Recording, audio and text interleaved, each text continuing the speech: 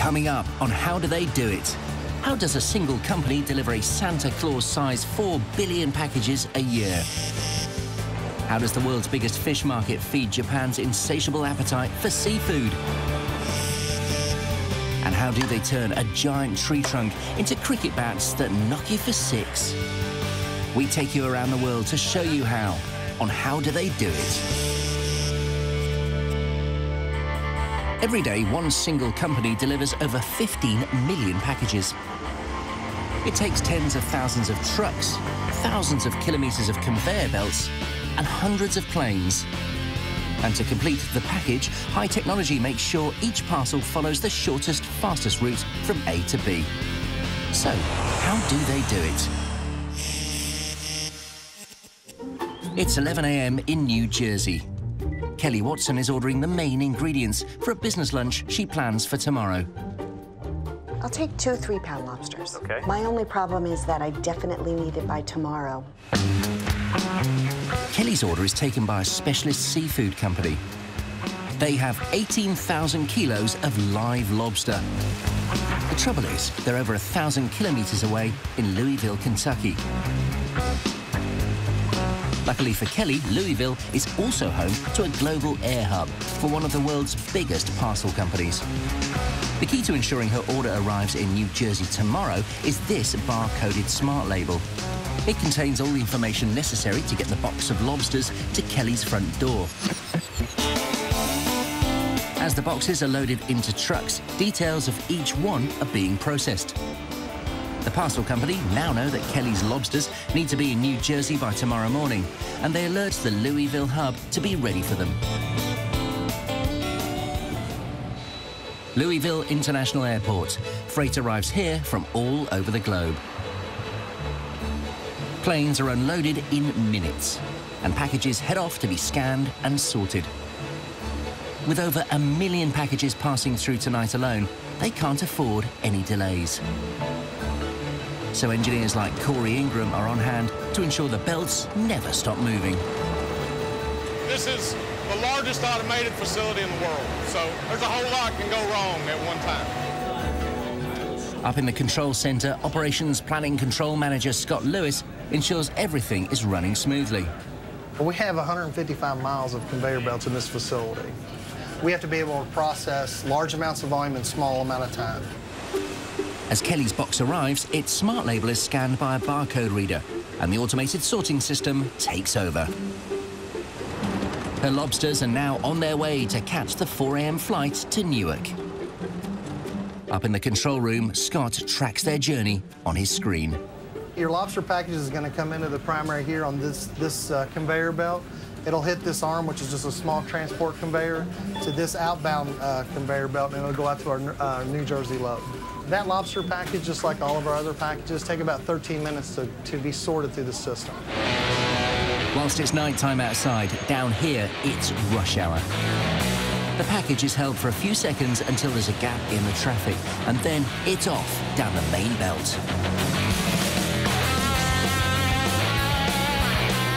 It may look like a roller coaster ride, but this parcel is being tracked every step of the way.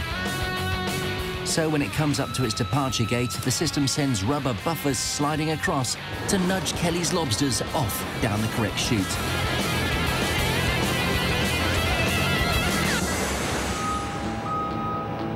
The Newark flight is nearly full tonight, but there's no danger that Kelly's lobsters won't make it on board.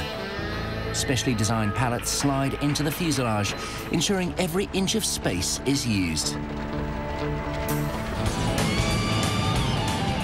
And by 4 a.m., Kelly's lobsters are in the air and on their way.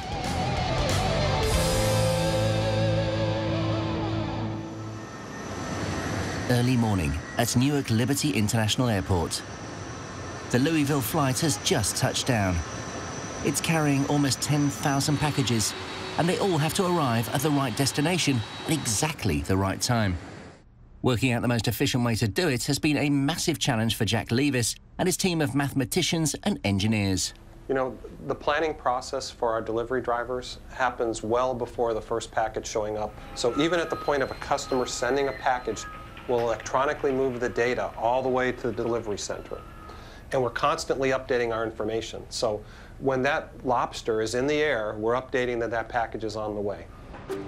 By the time the sun starts rising over Newark, the company have planned how to load up each delivery truck, and Kelly's Lobsters will be one of the first deliveries of the day.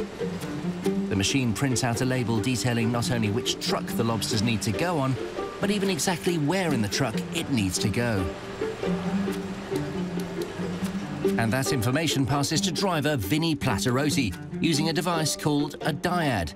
This tells Vinny which packages he needs to deliver first.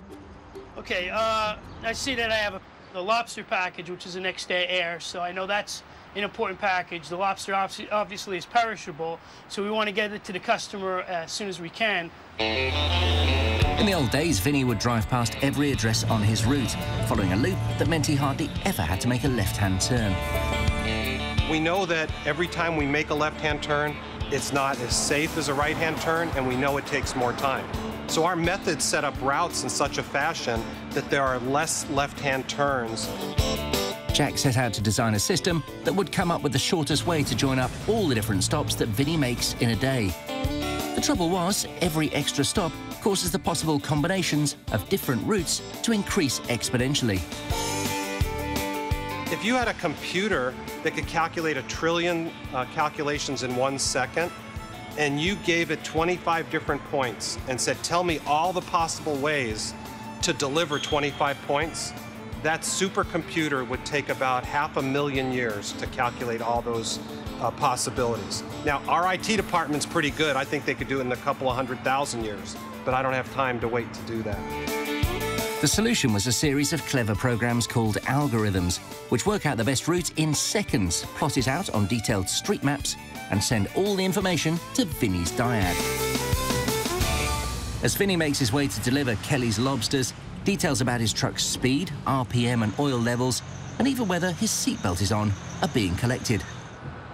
What we put into Vince's car is a black box that gathers information from the engine. It's got a GPS unit, so we know where Vince was. We know if the door behind him has been shut. We know if the seatbelt's on. We know if he's in reverse. And we'll use that at the end of the day to analyze, is Vince working as safely as possible?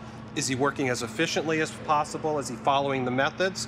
We're also checking to see, is the vehicle working properly? Thanks to a mix of technology and Vinny's local knowledge, Kelly's Lobsters have traveled over 1,000 kilometers in under 24 hours. Morning. How are you? Good, how are you? Good. I just have one package for you today.